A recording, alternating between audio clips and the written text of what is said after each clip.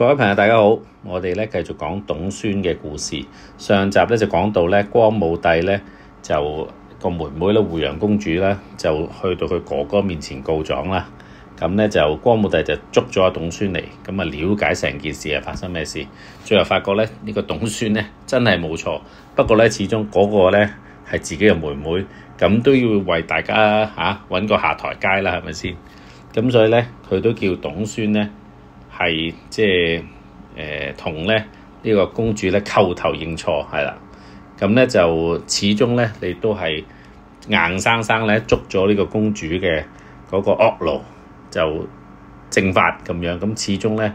都唔係咁尊重啊呢個光武帝嘅立場啦。希望大家係以和為貴啦，都欣賞董孫嗰個耿直嘅。咁咧就董孫咧就聽到光武帝呢個命令嗱，正常人係算咧叩頭認錯啦，係咪？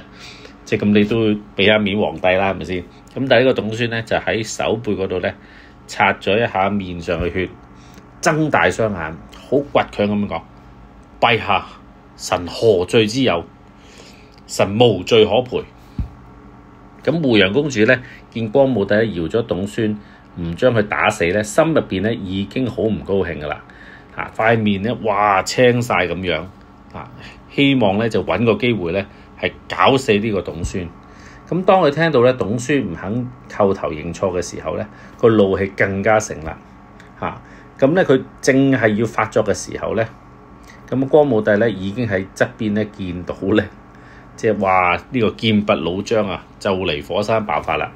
咁急忙咧就對宦官話：仲唔趕快扶董孫向公主叩頭認錯？即係夾硬咧揾啲宦官咧，係將即係董孫咧推到去咧湖陽公主嘅面前。咁呢個董孫咧，哇用盡力咧去掙扎，雖然都老啦，咁但係咧，哇真係好強硬啊！呢個老頭子。咁兩個宦官咧就抬起佢隻腳，係啦，令佢咧跪倒喺地下嗰度，跪倒喺地下嗰度。咁但係董孫咧條頸咧始終咧都係哇直啊，唔肯彎啊，頭顱咧高昂係啦，昂起個頭係啦，好似呢一隻咧發怒嘅獅子一樣。咁宦官咧夾硬要壓佢個頭落去，董孫咧就雙手撐住個地下，係都唔叩頭。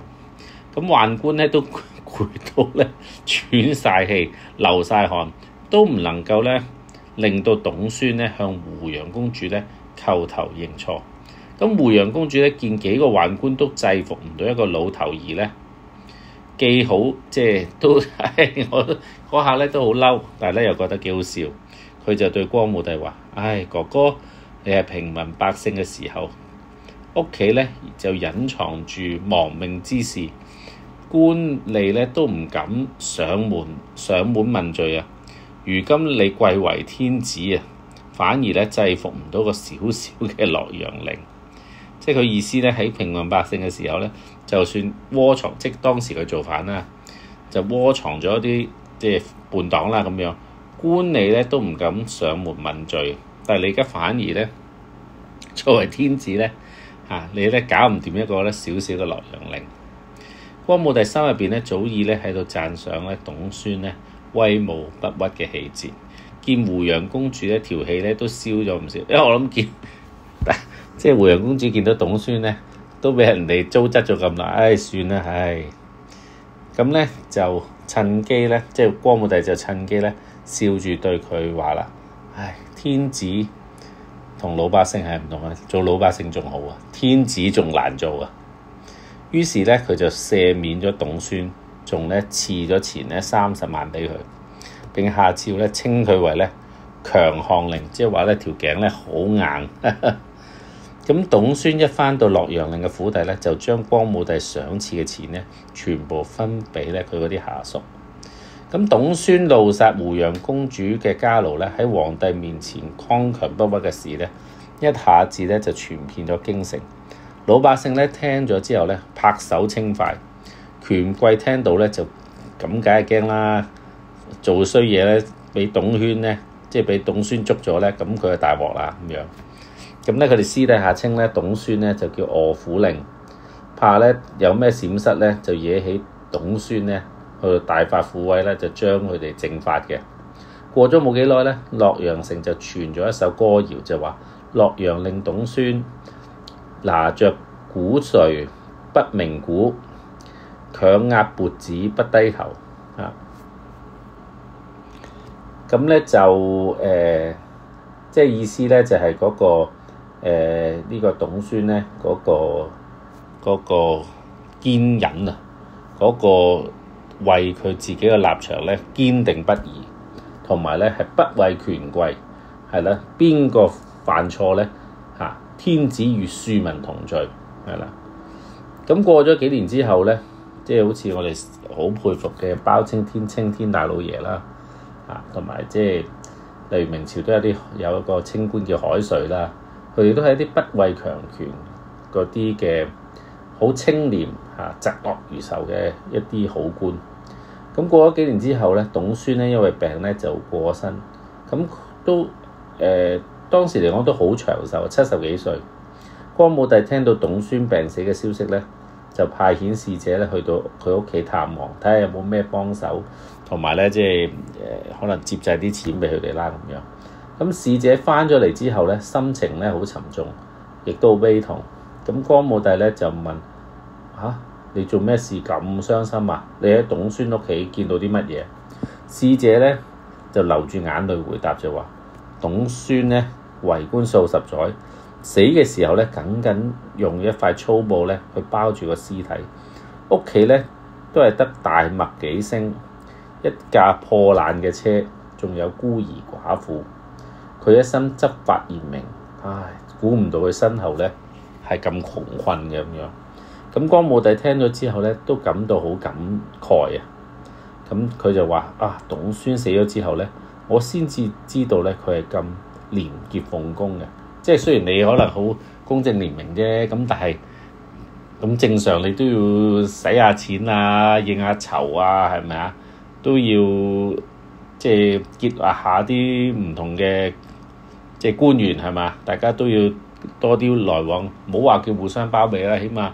有咩事發生都有人去支持啦，係咪先？但係咧，佢係真係一個清官，不朋不黨，係啦。咁咧就終身咧都係咧去到為國家、為政府、為人民去到做一啲有益處嘅事，唔係以自己嘅利益為重。咁我覺得呢個都係即係作為政府作為官員一個好重要、所有嘅政策都係要以民為本，唔係從自己嘅角度出發，唔係有咩事就去卸膊明明咧個環境唔好咧，就講到而家咧，哇！即係充滿希望啊！經濟又好啊，股市又好啊，唔係做埋呢啲咁嘅掩耳盜鈴嘅功夫咯咁光武帝知道之後咧，就命令咧朝廷咧厚葬咗董孫，同埋咧好好咁樣撫恤佢嘅家人。咁就董孫我諗喺歷史上我哋未必好熟悉啦，即係因為東漢呢段嘅歷史咧，唔係話即係大家好家傳戶曉咁，但係我諗我哋睇到唔同嘅朝代咧，都有呢啲咁樣值得去學習嘅清官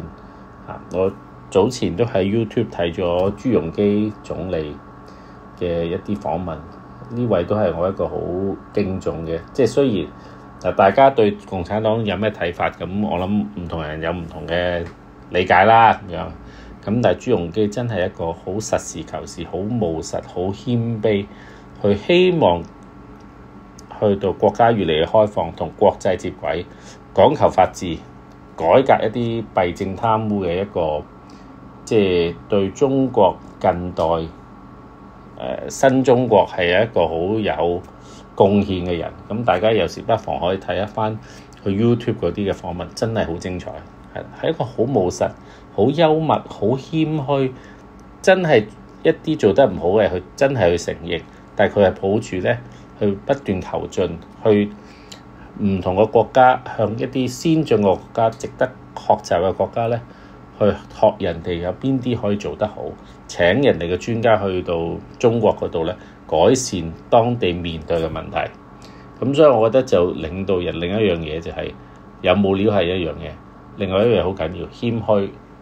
坦誠，同埋咧去不斷去學習，虛懷若谷，咁呢個先至係一個官員或者領導人咧最重要嘅其中一個特質，就唔係話自己自吹自擂，係啦，就指鹿為馬，咁呢個係其實係一個最差嘅。坦誠務實，以民為本。好多謝各位先，好，咁我哋下集講一個新嘅故事啦，多謝各位。